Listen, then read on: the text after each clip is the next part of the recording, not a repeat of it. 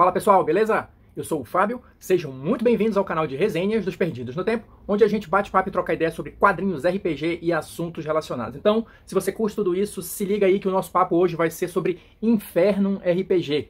Quem tá ligado no movimento, quem já acompanha aqui o canal há um tempo, já tá inscrito, eu já falei diversas vezes aqui do Infernum, fiz unboxing, construção de personagem, resenha dos suplementos, mas chegou a hora de nós fazermos o comentários ao sistema. Só relembrando aqui rapidinho como é que funciona isso. Nem todos os jogos que eu apresento aqui no canal eu tive a oportunidade de jogar. Então, conforme eu vou jogando, depois que eu testei os sistemas em mesa, eu volto aqui para fazer um apanhado geral de como foi essa experiência. E é isso que a gente vai fazer agora. Então olha lá pessoal, para a gente começar aqui a nossa conversa, eu vou tentar organizar mais ou menos aqui os assuntos, os pontos que eu acho mais importantes de comentar com vocês. Primeiro, falando qual foi a nossa experiência aqui jogando o Inferno. Então assim, o Inferno, basicamente, a campanha, vamos chamar assim, depois eu vou explicar melhor isso, ela é dividida em 7 dias, e o ideal é que cada dia seja uma sessão. Então esse é o jogo principal, vamos colocar dessa maneira. Mas nós jogamos antes uma aventura introdutória chamada Sacros Tentáculos, que levou mais ou menos aí umas 2 sessões. Então a gente teve as 2 sessões da aventura introdutória, mais 6 dias, na verdade. O livro coloca 7, mas nós fizemos 6. Então dá mais ou menos aí umas 8 sessões de jogo, tá? Então, a partir disso, como é que a gente pode começar a definir essa experiência com o Inferno? E só lembrando aqui, o que eu vou contar são as minhas impressões, as impressões das pessoas que jogaram comigo, tá? Se você já jogou, se você tem outras ideias, se você entendeu diferente, se o seu jogo foi de outra forma, deixa aí nos comentários e vamos trocar ideia.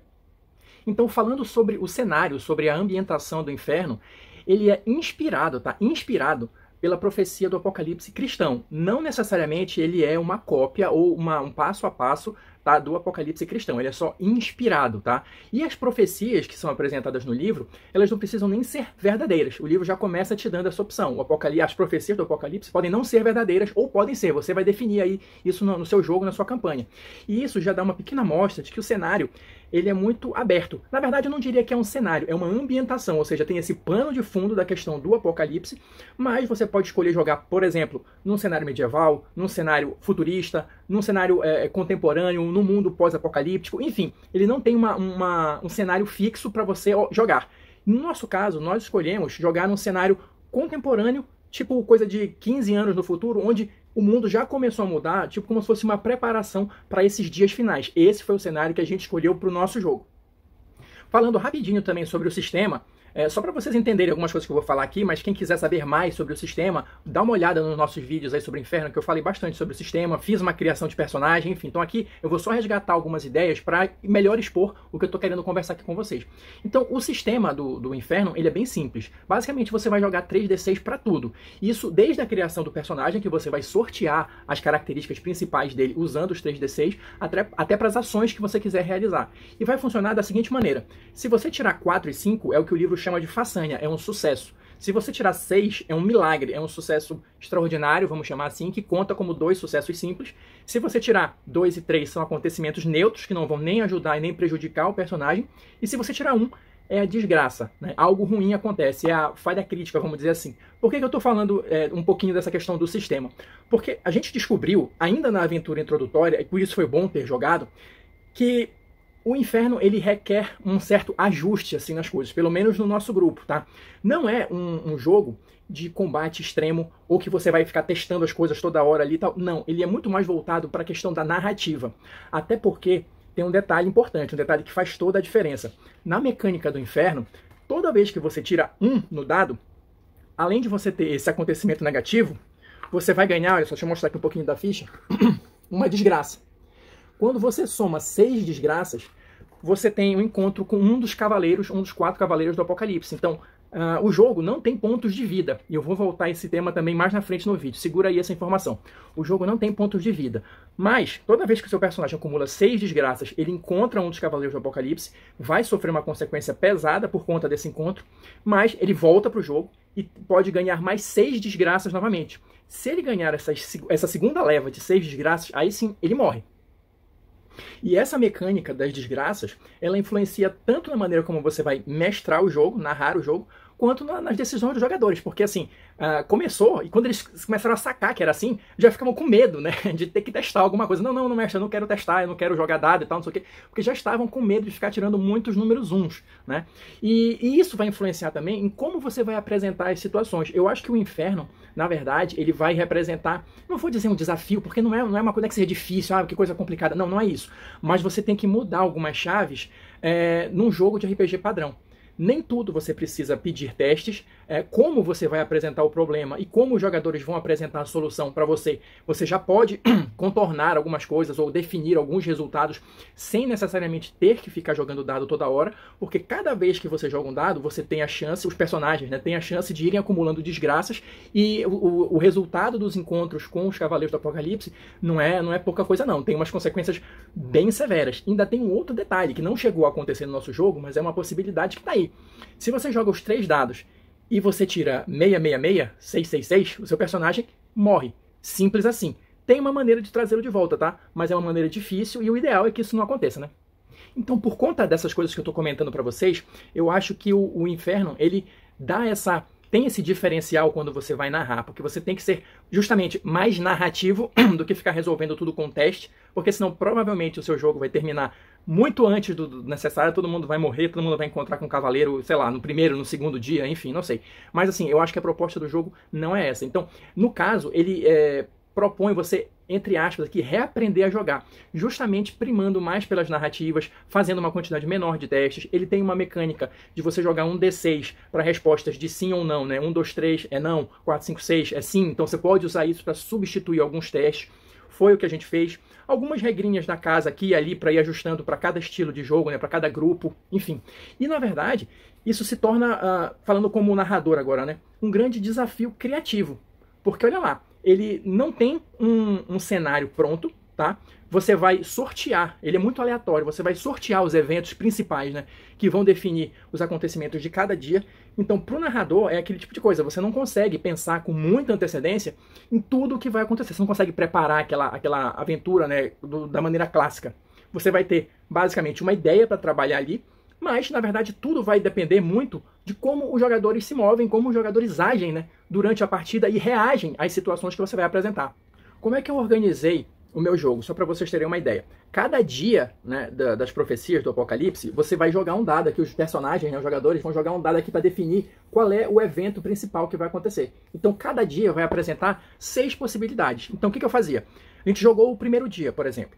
E aí, terminou, os personagens jogavam o dado, né, eu não dizia para eles qual era o resultado claro, mas eu, narrador, já sabia qual era o evento principal do próximo dia. Então, eu tinha ali pelo menos ali uma semana para bolar alguma coisa, né, que se encaixasse nessa dica, porque é só um gancho de aventura mesmo, não tem nada muito preparado, não tem um bestiário, enfim.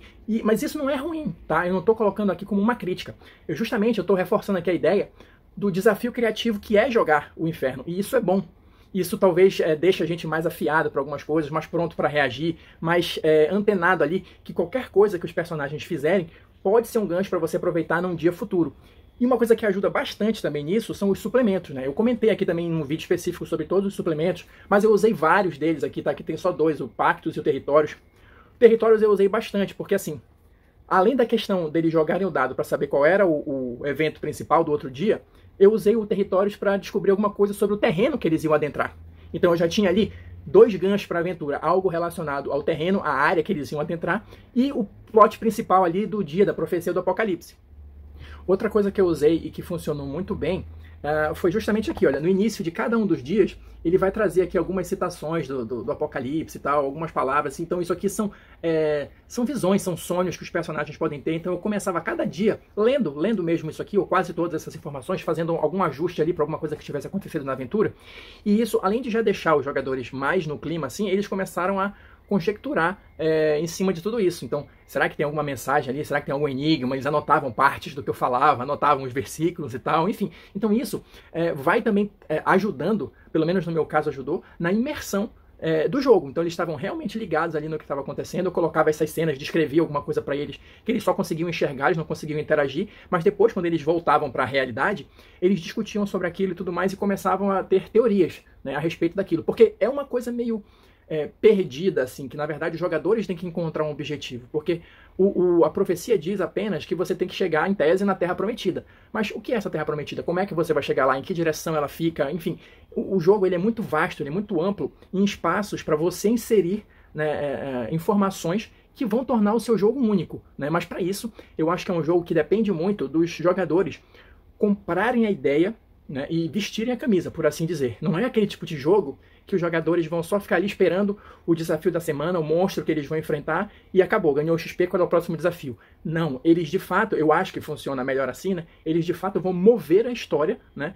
Tanto com essas interpretações que eles fazem dos elementos que você vai jogando aqui e ali, mas também das relações entre os personagens, que é muito importante. Falando um pouquinho agora do que os jogadores me passaram, né, das impressões deles, e tem a ver muito com o que eu estava falando da questão do entrosamento entre os personagens. Então vamos lá. E primeiro, claro, eles tiveram aquele momento de estranhamento com o sistema, como é que funciona, como é que não funciona, até pegar a manha. Não queriam fazer muitos testes, porque já tinham entendido que tinha uma possibilidade grande deles se darem mal e tal. Mas assim, eu acho que o que fez o diferencial nessa campanha é algo que até fazia um certo tempo que eu não tinha conseguido, né, colocar e criar esse clima na mesa. Mas os personagens, de fato, eles tiveram um desenvolvimento bacana, e isso é importante, porque como o Inferno, na minha opinião, não é um jogo de pilhar, matar e destruir demônios, anjos e demônios, né? Ele vai brincar muito mais com a questão do emocional, do psicológico de cada personagem. Eu acho que você consegue extrair muita coisa e criar muitas situações para o jogo a partir disso. Os jogadores me deram isso com os personagens que eles criaram, tá? Tanto que o jogo mudou completamente a partir de coisas que eles criaram, né? Quando eles tiveram um encontro com os Cavaleiros do Apocalipse, isso aconteceu mais ou menos ali no terceiro dia, o jogo deu uma guinada, porque os efeitos que eles sofreram, que também são aleatórios, tá? Do encontro dos Cavaleiros, fez com que os personagens se modificassem de alguma maneira, e cada um começou a trilhar um caminho diferente até chegar no final. Então foi um jogo, de fato, muito movido pelos personagens, pelos plots que eles criaram, pelas informações que eles criaram. Eu chegava na sessão com uma ideia básica e daí eles iam desenvolvendo. Então isso foi muito bacana, muito legal de ver rolando em mesa. E outra coisa interessante, só para retomar aquela questão que eu falei dos pontos de vida, né, que o jogo não tem pontos de vida, muito embora eles soubessem disso, né, muito embora eles soubessem como é que eles iam, o que eles precisaria acontecer para que eles morressem no jogo, né, em termos de mecânica, todos os combates, depois eles foram me relatando, eles tinham uma tensão real, e os personagens, né, tinham um medo real, entre aspas aqui, de morrer. Porque assim, criou-se um clima de tensão, né? Muito embora o próprio sistema do jogo não vá muito para isso, no sentido de, tô anotando aqui os pontos de vida e tô vendo que está diminuindo. Não, não tem.